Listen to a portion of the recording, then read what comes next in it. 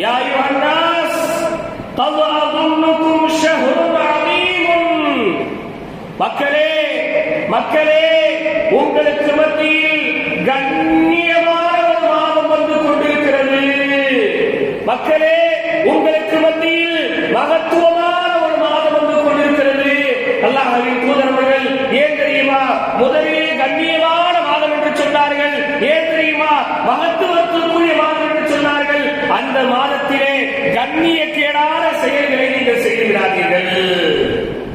ஏன் ரசூலுல்லாஹ் சொல்லணும்? கண்ணியத்துக்குரிய மாதம் ஏன் சொல்லணும்?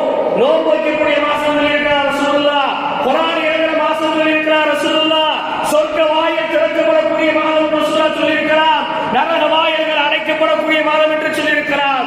இதையெல்லாம் முதலிலே சொல்லாமல் ஷஹ்ருன் அதீம், அதீம் சொன்னா மிக கண்ணியத்திற்குரிய மாதம்.